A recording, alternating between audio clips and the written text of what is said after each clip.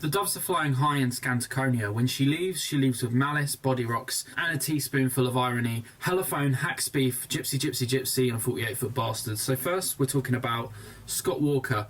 Never ever found Scott Walker before in a charity shop, and all of a sudden I find 3 of his CDs all in one go, so clearly someone was a fan. Let me know if it was you in the comments below. One of the most endearing, seductive and enchanting voices of all time, coupled with lavish, breathtaking orchestrations and majestic harmonic peculiarities. An eccentric blend which could only be derived from the swinging 60s period. Notable masterpieces from this compilation include tracks such as It's Raining Again with its haunting, dissonant string modes, as well as tracks like The Seventh Seal and The Old Man's Back Again, which are taken from Scott 4, which I've got on vinyl. Yeah, truly, truly majestic stuff. And this compilation covers the years 1967 to 1970, so roughly the first 5 albums of Scott Walker. Just pop it on my bongo there. I also found this compilation as well, which is similar material from a similar time period, but this is all the songs that he sang, which were composed by Jacques Brel. Yeah, same period, just different songs. And also a best of for the Walker brothers, when he was with his 2 brothers, who actually weren't related to him in any way. Neither were they called Walker. It was all a bit of an industry fabrication, but it went well and it was marvellous music. This collection covers 1965 to 76, when they had a bit of a comeback. Also, the exact same image of Scott Walker was used for both of these album covers. Next up we have Thin Lizzy with Lizzy Killers. When I first found this in the racks and I saw that deliciously 80s cover art looking just like a VHS cover of a slasher film of the time, I could really feel my spectrum senses tingling, and in fact all the little hairs did stand up on my plot. This is another best of compilation covering the first 6 years of Thin Lizzy.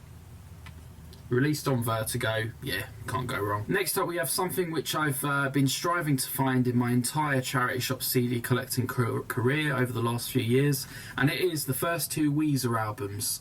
I see these albums in HMV every single time and I can never bring myself to pay the £9 for them, because I think, you know what, one day I'm going to find them in a charity shop, and lo and behold I finally did. These were £1 each in an Oxfam, so yeah, of course we all know all the classic hits from the first Weezer album. It's only picking this up on physical media that I realise how kind of strange the artwork actually is, how sort of kind of awkward it is. And then you've got the second album, Pinkerton, which was a big change in sound from the first record. It was produced by Dave Fridman and it had far more of a chaotic sound, but probably equally as classic, really. So incredibly pleased to finally have found those. Next up we have the Flaming Lips with the Soft Bulletin. This is an upgrade copy for me because a few years ago I did find it in a charity shop, but this one's got quite a few scratches and this one is minty mint. So yeah, an upgrade copy for me. I got really into this album when I was around 6th form age. I think I got into Tame Impala, and then that kind of led me down a rabbit hole of other psychedelic bands that had probably influenced Tame Impala, such as MGMT and the Flaming Lips. And same as the last album, Pinkerton, this was also produced by Dave Fridman, who later did Tame Impala and MGMT. And this is a great album. It's a really kind of psychedelic but also very sort of flavoursome and optimistic sounding kind of gospel for humanity. Yeah, so they decided to use a lot of orchestral instruments on this record. But they were using the MIDI instruments, not real orchestras, but it worked and it really did give the album a certain sound which nothing else really quite has. Similar vein to that, I picked up the other Grandaddy album that I was really excited to kind of eventually find, and I finally did find it, Under the Western Freeway. I've already got this album over here, The Software Slump. So these albums together are probably the most classic Grandaddy records. Next up I picked up a copy of Sandinista by The Clash. I was pretty excited to find this. I found it in a charity shop and unbelievably I had never heard of this album before. Obviously I've been well acquainted with you know, the debut from The Clash and of course London Calling and Combat Rock, but unbelievably I had never heard of this album before, never even heard it. It was originally a triple album, came out after London Calling. It's sort of like the White Album on steroids.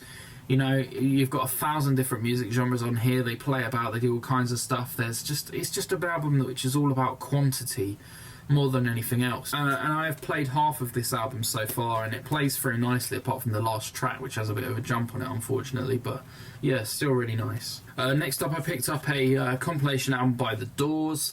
I think this might have been released around the turn of the century. Yeah, it was released in 2000. I think this must have been quite a big compilation, because I always remember seeing it in the supermarkets when I was a little kid. But yeah, this has got a limited edition bonus disc with some sort of tropical club remixes of some of the songs, such as Riders on the Storm. Actually, 4 mixes of Riders on the Storm on this, and also an interview and a gallery and all that sort of stuff. I think I'm going to trade this into the record store, because I already own this bad boy, this Doors compilation from the 80s, which I like the aesthetic of a little bit more. I'm 90% sure I didn't already show these on the channel, but I got Michael Jackson Thriller with this very shiny, colourful cover. This is the 25th anniversary edition of the album. It was the last sort of album release project that Michael Jackson was even involved with before he died, unfortunately. And essentially you just get a remastered version of the album, and you also get a bunch of really cringy remixes from artists which were really big at the time, such as Fergie from the Black Eyed Peas, I should say, not Prince Andrew's wife, and yeah, and also will.i.am from the Black Eyed Peas, and Kanye West, and they bring on some kind of cringy remixes, but it's nice to have. Also got Bad by Michael Jackson as well. He feels pretty bad. And this is one of those sort of extended ones where you get the Quincy Jones interviews and you get the extra tracks. They always sound really nice. Next up I got How Dare You by 10cc. How dare you! This is one of my favourite albums. I've already got it on vinyl, but delighted to get it on CD as well, for sure. Next up, I picked up a copy of Spike by Elvis Costello. I think this is a bit of a messy, unfocused album from him. It doesn't really know what it needs to be honest. I mean, it just jumps from genre to genre, really. Yeah, not sure if I'm really a fan. Slap it on a bongo. Next up I got a best of for Air Supply. You know, these guys really were kind of the king of ballads really back in the day, you know, cheesy 80s ballroom ballads. These guys did that.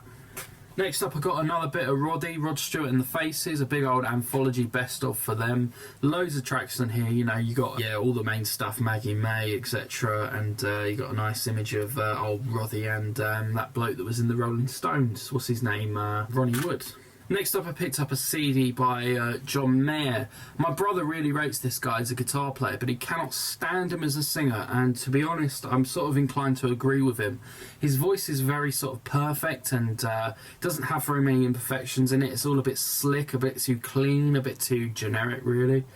The way he sort of slides from note to note, you know, "Born is love."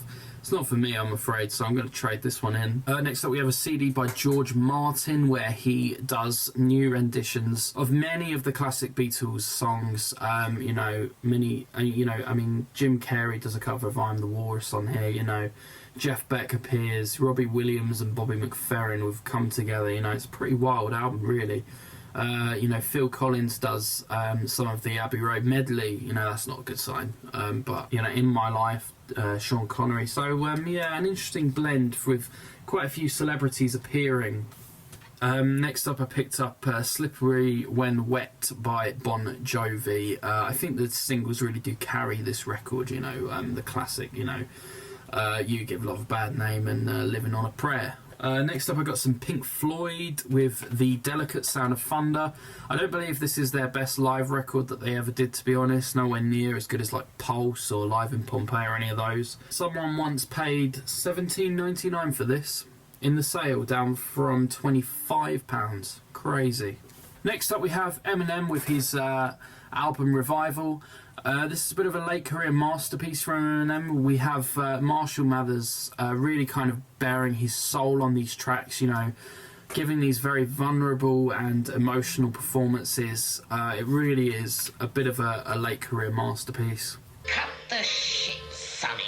Only joking. This album is bloody dreadful. It's kind of famously dreadful, you know, like a really colossally bad album, you know, like a 0 out of 10 it really is. I just purchased it just to show on YouTube, and this was sealed as well. It's as if someone sort of like, I don't know, bought it for their grandson or something. It's like, oh, my grandson, oh, he likes Eminem, he does, oh yes, I'll get him that. Oh, the real Slim Shady, I'm the real Shady. All the other Slim Shadys are just imitating. Oh, my grandson loves him, I'll get him that new record he's come out with. Next up we've got Loretta Lynn with, what's this album called?